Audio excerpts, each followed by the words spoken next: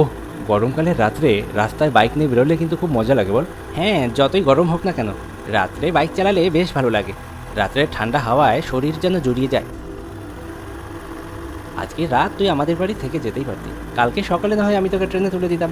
না রে ভাই, থাকতে পারলে খুব ভালোই হতো, কিন্তু কি করা, কালকে সকালে আমাকে কাজে যোগ দিতেই হবে। অফিসের বসের কড়া হুকুম। এই অফিসের বসগুলো খুব বদমাশ হয়, নিজেদের দরকার হলে ঠিক ছুটি নেবে, কিন্তু এমপ্লয়ীদের ছুটির বেলায় শুধু কড়াকড়ি। ঠিকই বলেছিস। আরে সামনে রেলগেট পড়ছে মনে হচ্ছে। এই যা, হয়ে গেল। এবার কম করে 20 থেকে 25 মিনিটের ধাক্কা। ধুর, বিরক্তিকর ব্যাপার।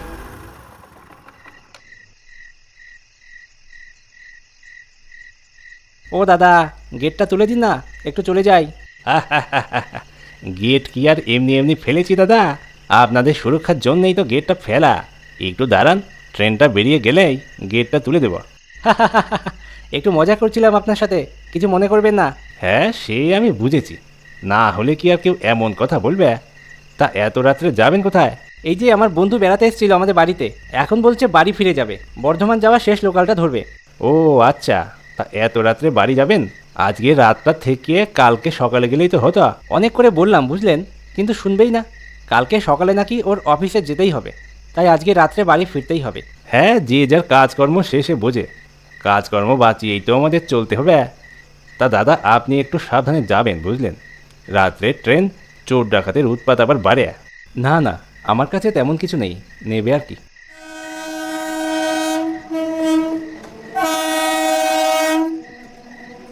ওই ওই ট্রেন এসে গেল, আমাকে আবার পতাকা দেখাতে হবে, যাই।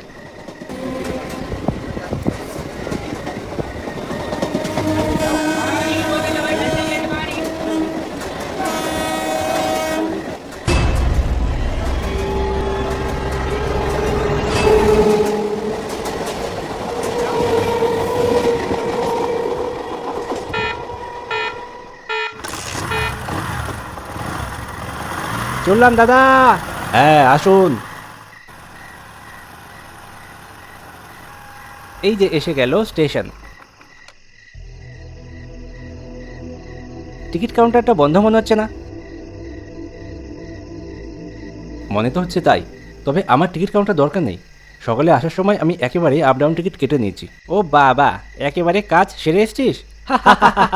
তোকে এখানে দাঁড়িয়ে থাকতে হবে না, তুই বাড়ি চলে যা, বাড়িতে তোর দরকার পড়বে। হ্যাঁ, আমি এগোচ্ছি, তুই কিন্তু সাবধানে যাস, আর কোনো অসুবিধা হলে কল করবি। হ্যাঁ, তুইও সাবধানে যাস।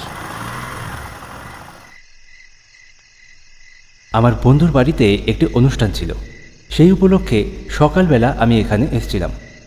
রাত্রে আমার বাড়ি ফিরতেই হবে, এই কারণে আমার বন্ধু আমাকে স্টেশনে দিয়ে গেল। রাত এখন 11:30 বাজে। আরও মিনিট 20 পর একটি ট্রেন আসার কথা, যেটা বর্ধমানে পৌঁছবে ওই রাত 1:20 নাগাদ। চারিদিক ঘন অন্ধকার আর ঝিঝি পোকার ডাক। ভয় যে লাগছে না এ কথা বললে মিথ্যে বলা হবে, ভয় লাগছে যথেষ্ট, কিন্তু কি করা, বাড়ি যখন যেতে হবে তখন জোর করে হলেও মনে সাহস আনতে হচ্ছে আর কি।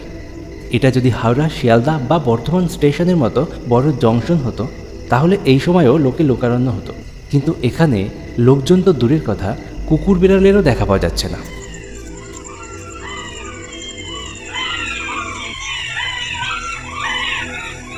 এর মধ্যে আবার শুরু হয়েছে শিয়ালের ডাক। এই শব্দে আমার আরও ভয় লাগতে শুরু করলো।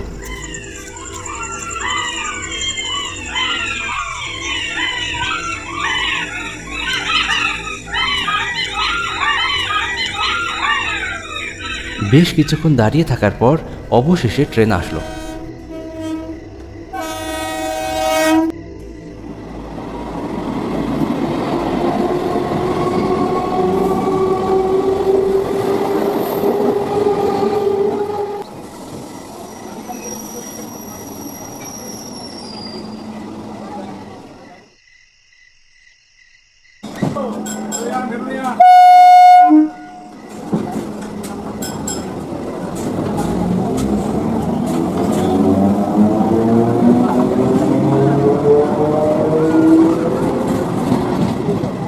ট্রেনে উঠে দেখলাম ওই কম্পার্টমেন্টে মাত্র 2জন লোক বসে আছে। আমি জানালার পাশের একটি সিটে বসলাম। দুজন লোককে দেখতে পেয়ে মনে একটু সাহস পেলাম, কিন্তু সেটাও কিছুক্ষণ সময়ের জন্য।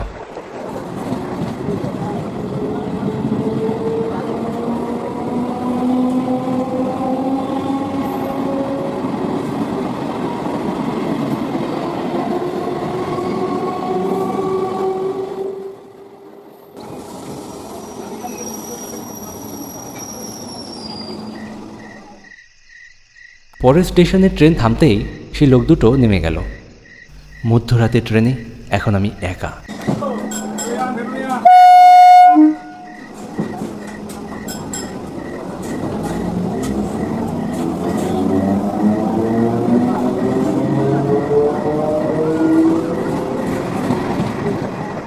ট্রেনের দুপাশে কোনো দৃশ্যই দেখা যাচ্ছে না, ঘন অন্ধকার। মাঝে মধ্যে ট্রেন যখন স্টেশনের প্ল্যাটফর্মে থামছে তখন একটু আলো দেখা যাচ্ছে, সেটাও খুব সামান্য, না থাকার মতোই। কিন্তু কোনো লোকজনকেই আমি ট্রেনে উঠতে বা ট্রেন থেকে নামতে দেখছি না। ট্রেন ছুটে চলেছে একটি অন্ধকার জগতের মধ্যে দিয়ে। ভীষণ ভয় লাগছে আমার।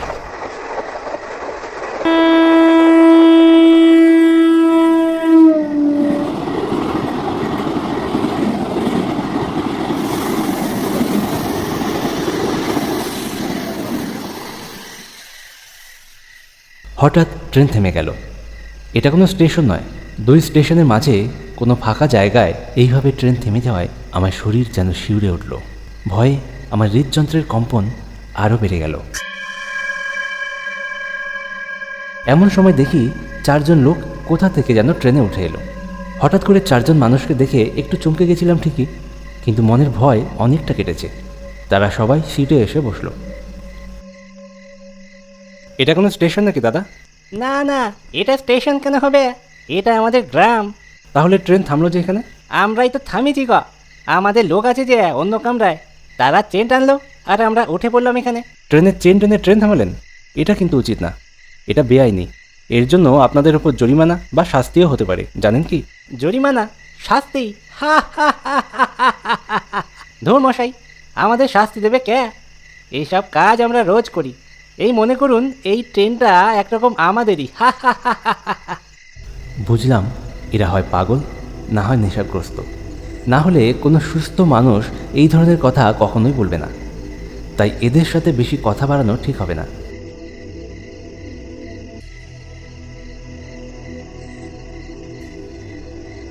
ট্রেনটা অনেকক্ষণ দাঁড়িয়ে আছে দেখে আমি বিরক্ত হচ্ছিলাম। উঠে গিয়ে দরজার সামনে দাঁড়ালাম।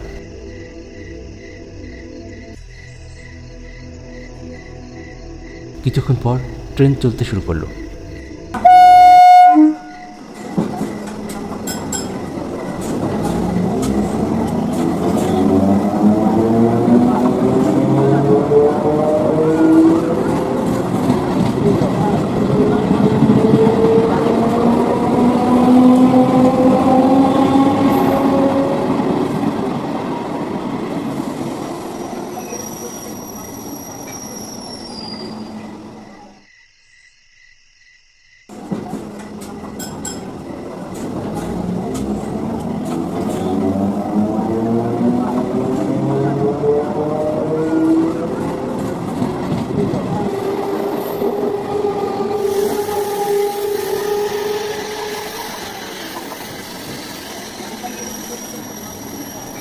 পরের স্টেশনে ট্রেন থামার পর আবার যখন ট্রেন চলতে শুরু করলো তখন আবার চেন টানার শব্দ পাই এবং ট্রেন থেমে যায়।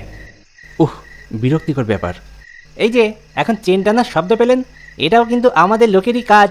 হা হা হা হা হা। এসব কাজ করতে আপনাদের লজ্জা করে না? মানুষের সময়ের কি দাম নেই নাকি? আপনাদের এই ছেলে মানুষের জন্য প্যাসেঞ্জারদের দেরি হচ্ছে।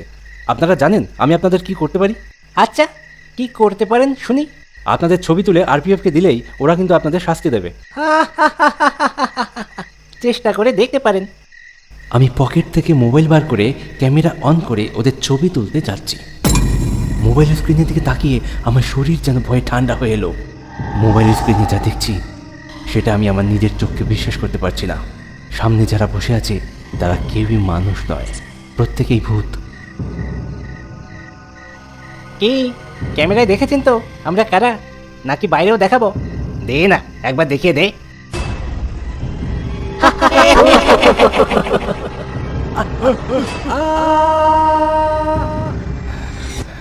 ওখান থেকে পালানো ছাড়া আর কোনো উপায় নেই। আমি ট্রেন থেকে নেমে দৌড়াতে শুরু করলাম। বেশ কিছুটা দৌড়ে এসে প্ল্যাটফর্মে দাঁড়িয়ে গেলাম।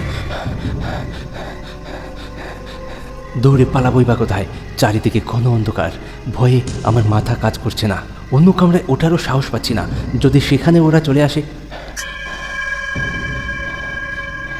হঠাৎ করে আমার নজর পড়ল দূরে প্ল্যাটফর্মের মাথায় কেউ একটা দাঁড়িয়ে আছে। পোশাক দেখে ট্রেনের ড্রাইভার বলে মনে হচ্ছে।